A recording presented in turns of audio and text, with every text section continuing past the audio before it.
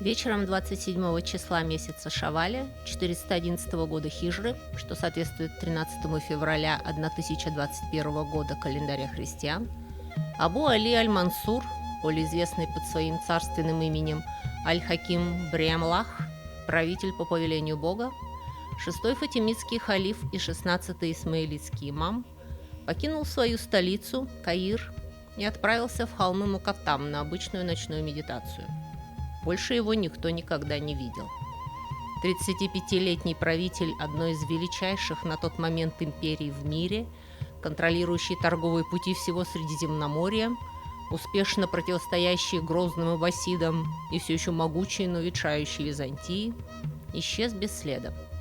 Нашли только его осла, на котором халиф, не придававший значения роскоши и престижу, предпочитал передвигаться. До сих пор никто не знает, что с ним сталось. Мистики-друзы верили, что имам Аль-Хаким не умер, а ушел в сокрытие, где он остается невидимый для этого мира у ступеней трона Аллаха. И когда придет время, он вернется, чтобы установить на земле божественный порядок. Его единокровная сестра, принцесса Сита-Мульк, женщина образованная, либеральная и очень активная, считала исчезновение юродивого братца большой удачей и активно пропихивала в наследники трона своего кандидата. Так активно, что пошли слухи.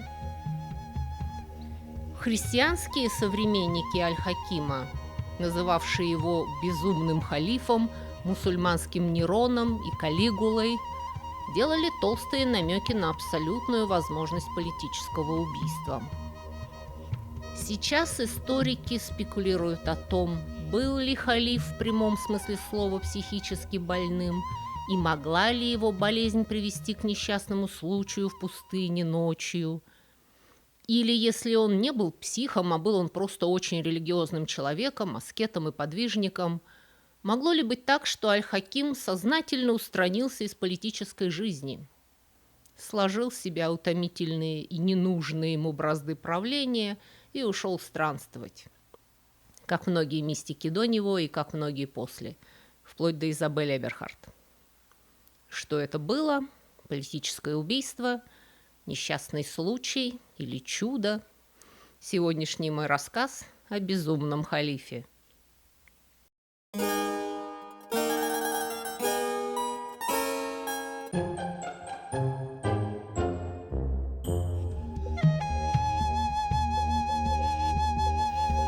Сначала немного о тогдашней политической ситуации. На дворе начала XI века Ярослав Мудрый победил Святополка Окаянного и стал князем Киевской Руси. Его дочь Анна вскоре станет королевой Франции. Впрочем, Франции, как мы сейчас ее себе представляем, еще не было. Это был пик феодальной раздробленности, и король едва держит в подчинении Париж и окрестности, а дальше командуют местные герцоги. Англией вообще еще правят викинги, а Венеция принадлежит Византии. Зато Пиза еще не заросла болотами, является важнейшим морским портом и в союзе с Генуей мутузит мусульман на Сицилии. В целом Европа едва оправилась от прихода нового тысячелетия, народ всерьез ждал конца света, и начала потихоньку оживать. Но исламский мир был все еще куда цивилизованнее христианского. Однако его не пощадила феодальная раздробленность. Единой великой империи от Индии до Гибралтара давно не существует. Старые центры Дамаск и Багдад отошли на второй план под напором новых политических сил – Испанских Эмиратов и Африканского халифата.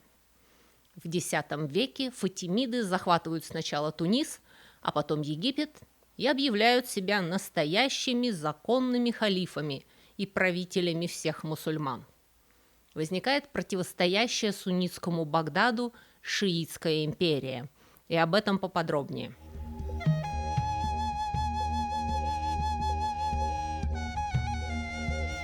После смерти пророка Мухаммеда возник кризис престола наследия. Я беру это слово в кавычки, поскольку Мухаммед не был царем, и мусульмане еще не были тогда настоящим государством. Пророк был духовным лидером религиозной общины. Поэтому, когда он не оставил потомков мужского пола, это, в общем-то, никого не смутило. Большинство мусульман сочли совершенно нормальным, что Мухаммеду наследовал Абу Бакр, который не был его кровным родственником, а был он его старым другом, верным соратником и очень уважаемым человеком. И поначалу, пока главу правоверных выбирали из достойных, особых возражений не было.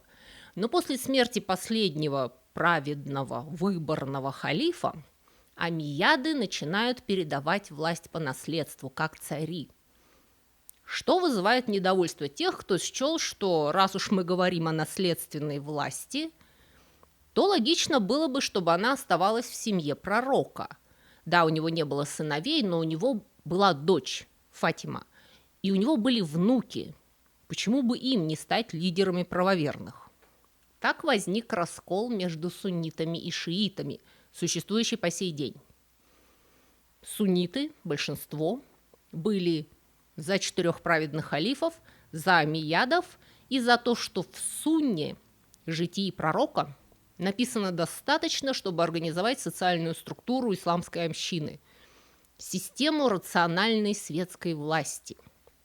Шииты, меньшинство, были убеждены, что духовное лидерство должно оставаться у потомков пророка, что имам, духовный лидер всех мусульман, обладает особыми способностями, передающимися по наследству, что имамы, как пророки, избираются Аллахом, а не общиной, и что омейяды узурпировали власть.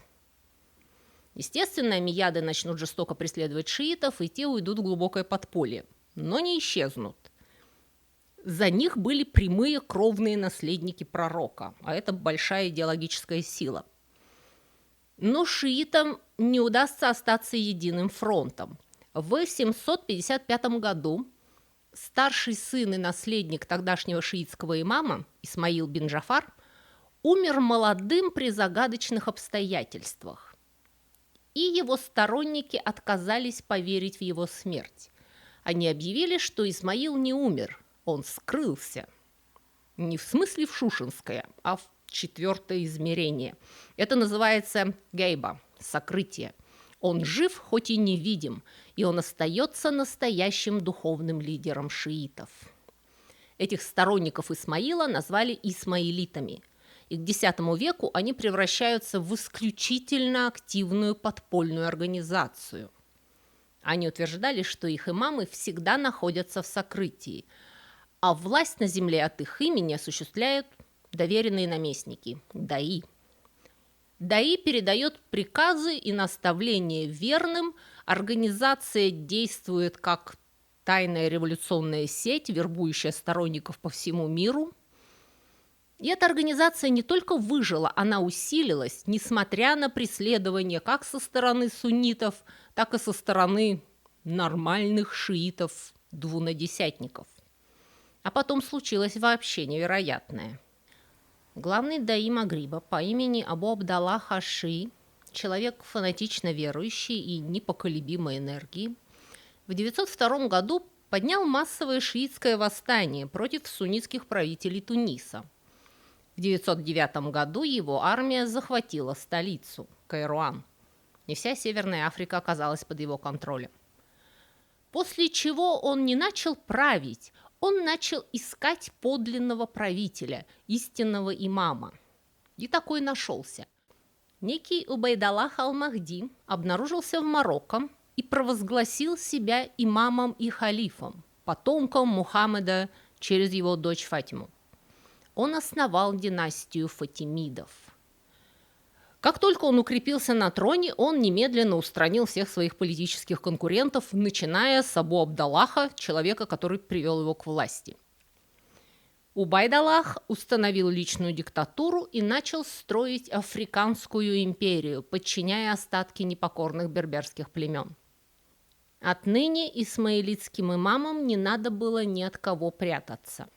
Фатимидский имам стал халифом и единым открытым лидером шиитов. За 80 лет 5 фатимидских правителей смогли расширить свои владения от Атлантического океана до Хиджаза, от Сахары до Византии. Они владели Меккой, Мединой и Иерусалимом. Завоевав Египет, они построили новую столицу – Аль-Кахира, победоносная, а мы произносим Каир. Там в 985 году родится наш герой.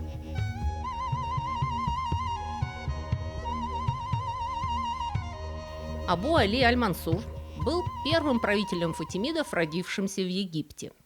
Сообщается, что у него были голубые глаза с рыжими пятнышками. У его отца, халифа Аль-Азиза, было две супруги. Одна из них была христианкой и матерью принцессы Сита-Мульк, одной из самых известных женщин в исламской истории. Вторая – мусульманка, матерью наследника. Однако в Европе еще при жизни Аль-Хакима ходили упорные слухи, что он тоже был сыном христианки. И якобы поэтому он разрушил потом храм гроба Господня, чтобы опровергнуть насмешки о том, что он был христианином. Это, скорее всего, неверно, но тут нам нужно кое-что оговорить. Аль-Хаким, будем уж называть его этим именем, родился в стране, где терпимость к христианам и иудеям была исключительной даже для исламского мира. При том, что, как вы, я полагаю, знаете, в средние века в исламских странах к людям книги относились куда терпимее, чем в христианских странах к мусульманам и иудеям. Так вот, в государстве фатимидов эта терпимость дошла до того, что их порицали другие мусульманские державы. Это не означает, конечно, что христиане и евреи были прямо равны мусульманам, нет, но они не только не принуждались переходить в ислам, даже жена халифа не принуждена была стать мусульманкой. Христиане и иудеи регулярно занимали высокие должности, как в армии, так и при дворе. Они покровительствовали единоверцам и родственникам, продвигая их по службе и создавая целые анклавы и династии, что даже вызывало недовольство мусульман в стране, считавших временами, что их зажимают. Это очень важно помнить, говоря о судьбе Аль-Хакима. Это была также удивительно многонациональная страна. Арабы были только небольшой частью населения фатимидского халифата. Они были потомками завоевателей 300-летней давности, они составляли элиту страны, но были в меньшинстве. Местные, берберские племена Магриба, копты в Египте составляли большинство населения и были сами разбиты на отдельные племена и этнические группы. Север Африки был со времен Древней Греции и Рима колонизирован европейцами, они там продолжали жить. Греки-византийцы мигрировали по всему Восточному Средиземноморью, включая халифат. В коммерции было много греков и евреев, в армии много турков и армян. Арабский язык был государственным, и все больше людей говорило на арабском. Но они говорили на массе других языков, и среди высокопоставленных лиц было много двуязычных. Это не означает, что все жили дружно. Периодически это вызывало столкновения на межнациональной почве, но само наличие межнациональных и межрелигиозных конфликтов свидетельствует о редком плюрализме в обществе. И отцу Аль-Хакима удавалось балансировать все эти силы и контролировать огромные территории. В 996 году отец Аль-Хакима, халиф Аль-Азиз, отправился в поездку в Сирию и тяжело заболел в пути. Когда халиф почувствовал, что его конец приближается, он позвал своего сына, которому тогда было всего 11 лет. Позже Аль-Хаким вспоминал это событие. «Я нашел его без ничего на теле, кроме тряпок и бинтов. Я поцеловал его, и он прижал меня к своей груди, восклицая: „Как я скорблю по тебе, возлюбленный моего сердца!“ И слезы текли из его глаз. Затем он сказал: „Иди, мой господин, играй, ибо я здоров“. Я послушался и начал развлекаться играми, которые обычны для мальчиков. Вскоре казначей Барджаван поспешил ко мне и, увидев меня на вершине платана, воскликнул: „Спускайся, мой мальчик, да защитит Бог тебя и всех нас“.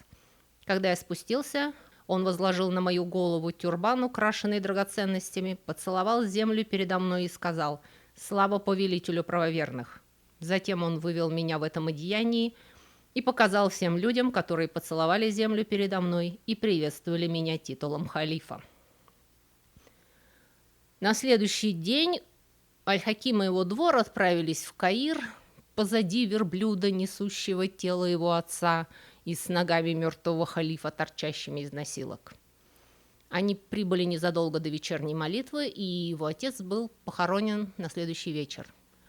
Аль-Хаким был приведен к присяге Барджаваном, белым евнухом, которого Аль-Азиз назначил его наставником и помощником. Он стал как бы регентом при Аль-Хакиме. Евнухи, происходившие из самых разных концов Евразии, составляли тогда значительную часть фатимидской администрации. Я не буду по понятным причинам вдаваться в этот вопрос здесь, но на втором уровне блога для взрослых разверну этот исторический парадокс подробнее. Барджаван крепко взял власть в свои руки, не только отстранив юного халифа от дел, но и частично ограничив его свободу. Аль-Хакиму пришлось несколько лет сидеть смирно во дворце, пока взрослые тешились властью. Равновесие национальных фракций, существовавшее при его отце, немедленно пошатнулось. Началось яростное противодействие западников и восточников, берберов Северо-Западной Африки и наемников с востока, турок и иранцев. Берберы победили, заставили несовершеннолетнего Аль-Хакима уволить и казнить христианского визиря Ису ибн Нестория и назначить своего лидера Ибн Амара главой правительства. Правление Ибн Амара быстро переросло в берберскую тиранию. Он немедленно начал назначать на правительственные посты берберов, которые фактически занимались разграблением государственной казны. Встревоженный Барджаван нашел союзников, и они начали восстание в Каире в октябре 997 года. Ибн Амар был вынужден бежать, и Барджаван заменил его в качестве главы правительства. Во время своего правления Барджаван пытался восстановить равновесие, существовавшее при Аль-Азизе. Не доверяя национальным фракциям, он начал назначать на высшие посты других придворных евнухов, опровергнув представление о политической безопасности евнухов, не имевших семей и поэтому не способных создать политическую клику. Он заменил связи по крови связями по положению, по пережитому, по судьбе. Он начал продвигать людей разного происхождения, разных национальностей и веры. Барджаван совершил ошибку, продолжая думать об Аль-Хакиме как о своем ученике, обращаясь с ним высокомерно, ограничивая его свободу и обзывая ящерицей.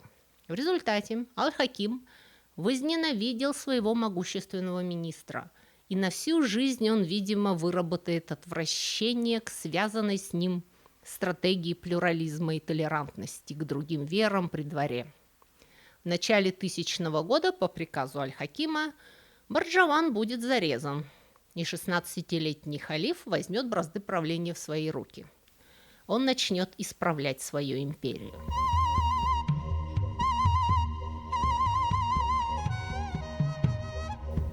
Аль-Хаким, не колеблясь, начал чистки высшего чиновничества. Он ограничил полномочия своих визирей, которых будет более 15 в течение оставшихся 20 лет его халифата. Он решительно и бескомпромиссно начнет выживать кумовство и взяточничество. И с точки зрения многих при дворе это выглядело как тирания. В 1005 году он основал Дар-аль-Илм, Дом знаний в Каире, который конкурировал с Домом мудрости Багдада и в конечном итоге превзошел его. Это была обширная библиотека, которую Аль-Хаким преобразовал в полноценный университет. Там преподавали как теологию, так и светские дисциплины, такие как математика, философия, логика, юриспруденция, астрономия. Аль-Хаким бесплатно предоставлял бумагу, чернила, перья, чернильницы всем, кто там учился. Туда пускали всех, включая женщин. И Дом знаний оставался свободным от политического давления или партийных влияний. Хаким сделал отдельным приоритетом образование исмаилитов. Частные сессии мудрости, посвященные эзотерическим и исмаилитским доктринам и предназначенные исключительно для посвященных, проводились прямо во дворце, и сам Аль-Хаким часто посещал эти семинары. Продолжая радикальную шиитскую традицию, Аль-Хаким приказал публично вывесить проклятие против первых 3 халифов Абу Бакра, Умара и Усмана и против Аиши, жены Мухаммеда, за то, что она отказала в праве на халифат Али, мужа Фатимы. Это не улучшило отношения с и без того раздраженными суннитскими странами, и Багдад начал принимать ответные меры. В 1011 году аббасидский халиф Аль-Кадир собрал при своем дворе видных мусульманских богословов и приказал им заявить в письменном виде, что происхождение Аль-Хакима и его предшественников от Али и Фатимы – ложь.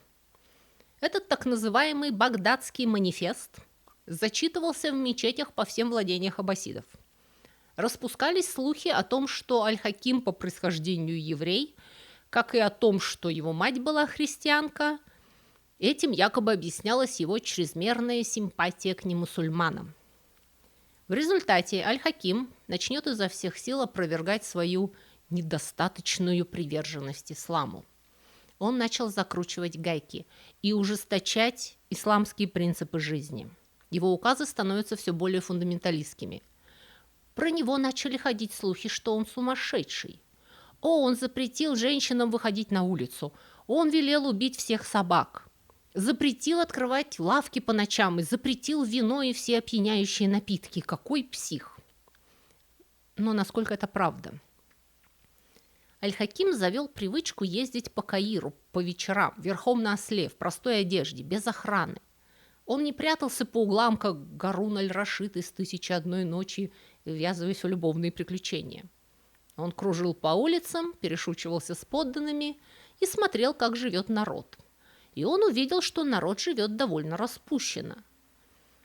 То, что исламскому халифу пришлось издавать специальные эдикты, запрещающие вино и принуждающие женщин закрывать на улицах лицо, говорит о том, как вольготно жили его подданные до этого. И, кстати, то, что женщинам предписывалось закрывать на улицах лица, опровергает популярную сплетню, что он якобы вообще запретил женщинам выходить из дома и даже запретил сапожникам шить женскую обувь. Он запретил женщинам по ночам болтаться по улицам с открытыми лицами, что, как вы понимаете, не является чем-то экстраординарным для исламской страны. Пьянство и ночные дебоши были запрещены, и поэтому было запрещено магазинам работать по ночам. И бродячих собак убивали, чтобы предотвратить эпидемию бешенства. Но сплетников было уже не остановить. Для целых поколений впереди он становится безумным халифом.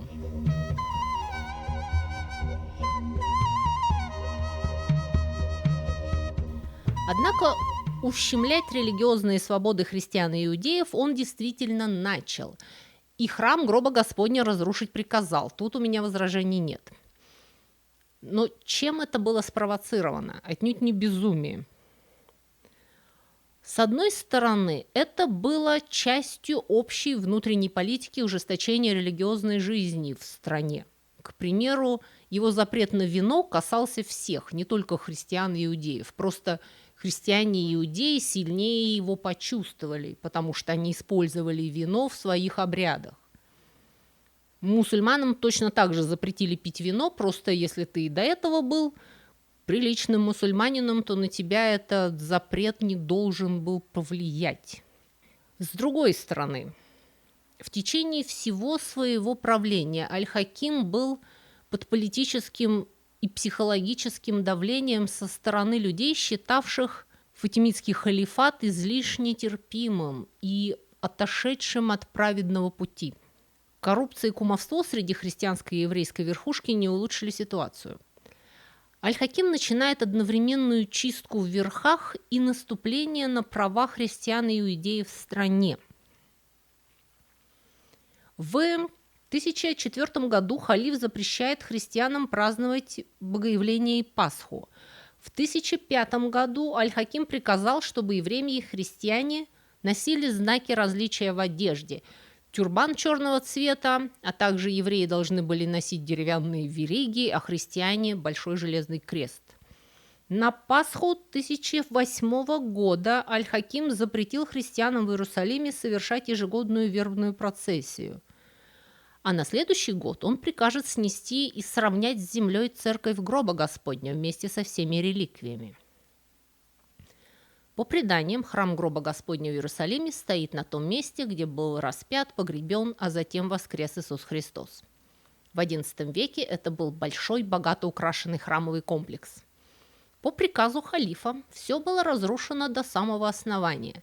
Даже высеченная в скале пещера была разрушена и уничтожены все ее следы. Все священные останки и святые реликвии были полностью уничтожены. Весьма вероятно, что помимо общего настроения прижать к ногтю антимусульманские настроения в империи, Аль-Хакима специфически спровоцировала на разрушение церкви чудо схождения благодатного огня, ежегодно на Пасху проводившееся в церкви. Ислам вообще гораздо менее доверчив к современным чудесам, чем христианство. Христиане допускают чудеса в повседневной современной жизни, и благодатный огонь продолжает ежегодно сходить в отстроенный заново храм. Ислам же ограничивает веру в чудеса временами пророков и считает современные чудеса предрассудком, пережитком язычества и зачастую мошенничеством. И часть населения Иерусалима жаловалась халифу, что это чудо является мошенничеством с целью привлечь паломников и, соответственно, деньги. В результате была осквернена одна из важнейших христианских святынь. Когда эта новость достигла Европы, христиане пришли в ужас и начали бить евреев, потому что это был обычный инстинктивный ответ тогдашних европейцев на все бедствия. Нашлись авторитетные люди, заявившие, что французские евреи из Орлеана послали письмо халифу Аль-Хакиму, в котором они призывали доверчивого халифа разрушить храм, чтобы христиане не захватили его империю. Это привело к вспышкам антисемитизма и насилия против евреев по всей Европе. Спустя 90 лет про разрушение храма вспомнит папа Урбан II, призывая рыцарей в первый крестовый поход. Хотя церковь гроба Господня была к тому времени восстановлена, и походы были мотивированы другими политическими проблемами, этот эпизод надолго останется в общественном сознании как причина и оправдание всех жертв и всех жестокостей крестоносцев.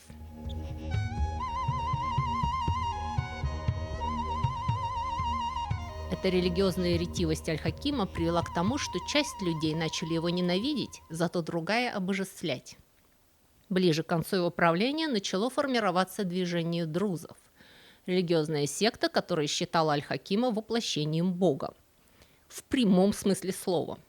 Сообщалось, что члены этой секты обращались с молитвами к Аль-Хакиму, которого они считали проявлением Бога в его единстве. И нет, это уже не ислам никаким образом. Друзы стали логическим завершением мистицизма исмаилитов. От взвешенной рациональности классического ислама, где есть единый и всесильный Бог и материальный мир, отдельный от него, они сделали огромный скачок к доктрине всеобщего разума, этого гностического логоса, который воплотился в Адаме в начале времен, а потом был передан пророкам и через них Фатимидам. И этот разум есть Бог, единый, неделимый, вмещающий в себя все материальное, нематериальное, существующее и несуществующее. Их лидер Ад-Дарази, по имени которого секта стала называться, начал проповедовать, что Аль-Хаким и его предки были воплощением Аллаха. И вообще все души не просто бессмертны, а после смерти тела переселяются в следующее тело. По крайней мере, мы думаем, что это доктрина друзов, но никто не знает точно, потому что они до сих пор держат свое учение в строжайшем секрете от непосвященных. Ад-Дарази был казнен в 1018 году, поскольку халифа беспокоило его неукротимое стремление возглавить новую и явно еретическую веру. Но это не уничтожило друзов. Они продолжают жить и верить, что Аль-Хаким когда-нибудь вернется и откроет им сокровенное знание. После исчезновения Аль-Хакима его сестра Сит-аль-Мульк взяла бразды правления в свои руки. Она возвела на престол 16-летнего сына Аль-Хакима Али. Али получил публичную присягу на верность с царственным именем Аль-Захир Ли Иззаддин Аллах, тот, кто открыто укрепляет религию Бога. Новый халиф разрешает отстроить храм гроба Господня, отменяет самые абсурдные эдикты отца, жестоко преследует друзов, устанавливает мирные отношения с Византией и аббасидами. Жизнь успокаивается, волны разглаживаются. Репутация его отца не утрясается, не поддается сглаживанию. Она остается одной из самых противоречивых. Мало о каком лидере останутся настолько полярные мнения. Тиран или справедливый правитель? Изверг или святой? Сумасшедший или мудрец? Воплощение Бога или пешка в руках судьбы? Ответы зависят от того, кто рассказывает историю. На сегодня у меня все. Прощаюсь с вами на 2 недели до марта. У меня накопилось очень много административной работы, которую уже нельзя откладывать. Всего вам доброго. До новых встреч.